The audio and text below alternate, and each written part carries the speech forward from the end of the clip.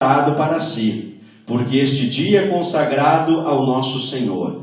Portanto, não vos entristeçais, porque a alegria do Senhor é a vossa força. Amém? Amém. Os irmãos podem sentar.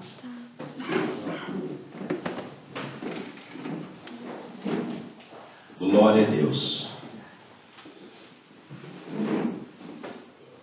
A palavra de Deus, irmãos, ela é lâmpada para os nossos pés.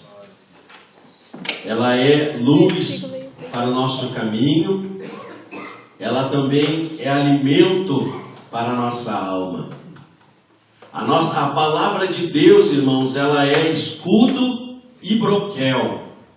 Ou seja, quando nós lemos a Bíblia Sagrada, que é a palavra de Deus, a nossa única e exclusiva fonte de fé, quando nós lemos, nos alimentamos a nossa mente com a leitura diária da Bíblia Sagrada, o Espírito Santo abre o nosso entendimento e nos faz compreender que nós não podemos, como cristãos, viver sem a palavra de Deus. E acontece aqui neste capítulo 8 do livro de Neemias, onde nós aqui lemos, que o povo estava sem entender a palavra de Deus. Neemias era o copeiro do rei.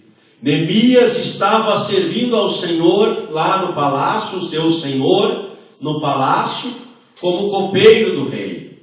E num determinado dia, um dos irmãos de Neemias aparece lá pelo palácio, talvez para prestar algum serviço para o rei. E ali, então, Neemias pergunta para aquele seu irmão como estavam o povo que estava lá em Jerusalém. Os irmãos devem saber que o povo, por causa da sua rebeldia, por não querer obedecer, por não querer servir a Deus da forma correta, o povo acabou sofrendo vários percalços na sua vida espiritual, e automaticamente, quando o crente está passando por problemas espirituais, esses problemas também refletem na vida de fora, ou seja, refletem na vida financeira, refletem na vida material de um modo geral.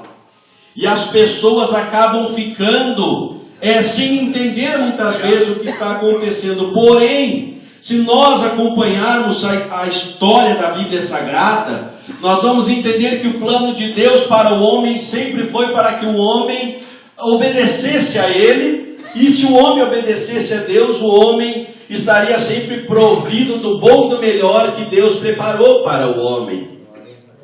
Muitos de nós às vezes dizemos e até pensamos que o mundo é do diabo. Mas a Bíblia não diz que o mundo é do diabo.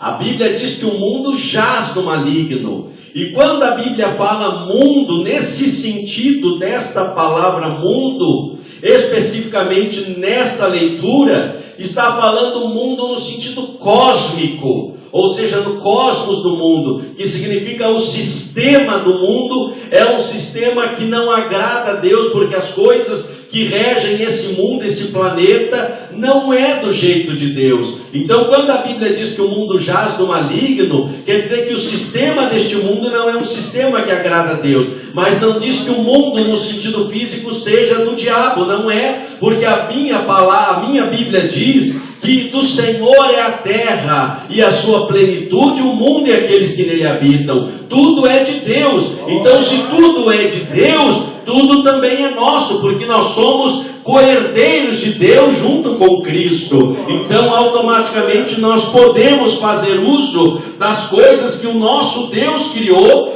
desde que nós saibamos como utilizar.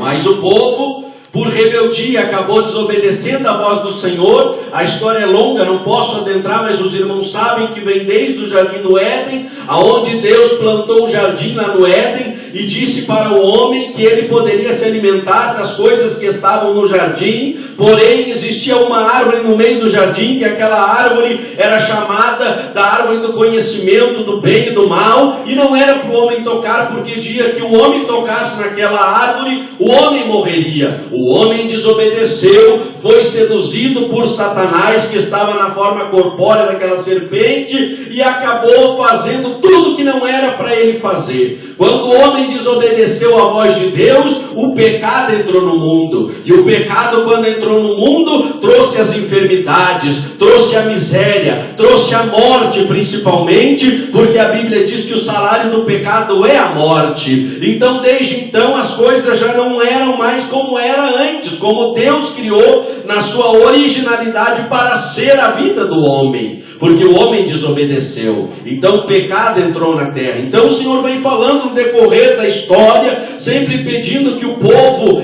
acreditasse na palavra, que o povo desse ouvido aos profetas, que o povo desse ouvido à voz do Senhor. Mas o povo, alguma parte do povo obedecia, respeitava, e outros não estavam nem aí para o que Deus estava falando através dos profetas. Mas Deus foi sendo longânimo, compassivo. O Senhor ia dizendo: vocês se endireitem, vocês tomem jeito, porque senão vocês vão sofrer um castigo. E o castigo é que vocês vão ser tirados da terra de vocês, vão ser levados cativos para uma terra que é uma terra estranha, aonde vocês lá vão sofrer e vão ser escravizados por eles, para aprender a obedecer a minha voz.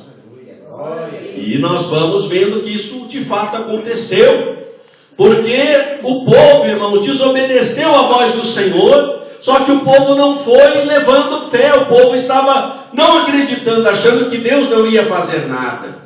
Mas chegou o tempo em que o Senhor disse: agora eu vou ter que castigar. E aí então o povo, nesta época especificamente aqui de Neemias, havia sido levado cativo para a Síria.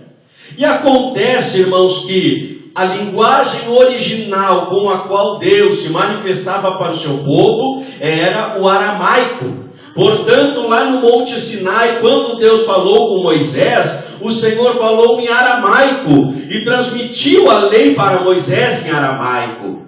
E acontece que o povo que foi levado para a Síria ficou cativo lá na Síria, morou na Síria por vários anos e automaticamente perderam o seu linguajar natural, que era o aramaico.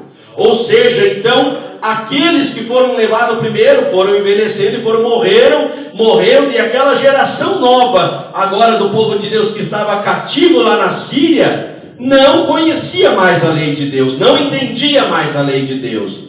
Então acontece que, com o passar do tempo, o Senhor permitiu, logicamente, após a reconstrução das muralhas, não quero me deter nesses pormenores porque o tempo não me permite, mas o Senhor permitiu a reconstrução das muralhas de Jerusalém, porque havia tudo sido destruído, o inimigo entrou lá, destruiu tudo, queimou as portas, queimou os ferrolhos, queimou a proteção de Israel, e ali o povo então foi levado cativo.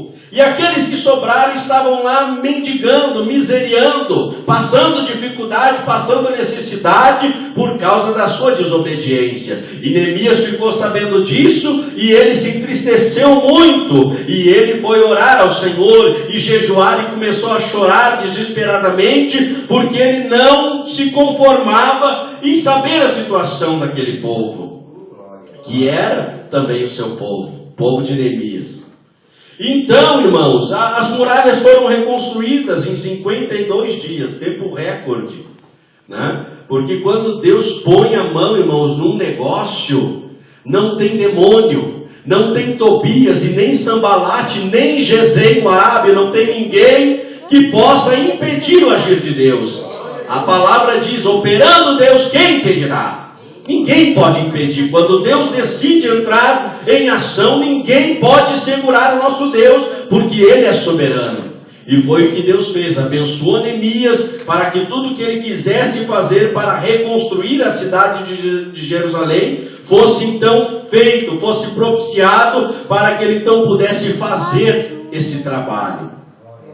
E me chama a atenção, irmãos, a disposição de Neemias. Porque Neemias, irmãos, ele estava numa situação confortável, porque ele estava agora lá no palácio, ele estava bem, vamos dizer assim. Ele poderia simplesmente olhar para o seu povo e dizer: ninguém mandou eles errar, ninguém mandou eles pecar, agora eles que se danem. Mas a Bíblia diz que ele fez justamente o contrário. Ele se sentou e começou a chorar, e foi buscar a Deus em jejum e oração, para que o Senhor desse graça, para que ele pudesse de alguma maneira mudar a história de Israel, a história de Jerusalém. Isso me chama a atenção, irmãos, porque se nós espiritualizarmos esta palavra, nós podemos entender o poder que uma única pessoa que tem um coração quebrantado e um espírito contrito, o poder que essa pessoa tem na oração, no jejum e nas suas lágrimas. A Bíblia diz que a um coração quebrantado e contrito, Deus não resistirá. Ou seja, quando um crente, irmão, se coloca na presença de Deus, com jejum, com oração e com o coração quebrantado, e derrama suas lágrimas na presença dele, Deus, ele se levanta do seu trono. E quando Deus levanta do trono, irmãos, não é só para espiar a gente aqui na terra. Quando ele chega a se levantar do seu trono lá no céu, pode ter certeza que é para nos dar a vitória. E foi o que Deus fez. Quando Neemias se colocou em jejum e oração e com lágrimas, Deus se levantou e abriu todas as portas, tirou todas as tranqueiras para que Neemias pudesse reconstruir. Às vezes nós olhamos para a situação da nossa denominação. Eu não vou mais falar da nossa igreja, porque a igreja não é nossa, a igreja é do Senhor. A igreja é noiva do Cordeiro. Mas muitas vezes olhamos para a nossa denominação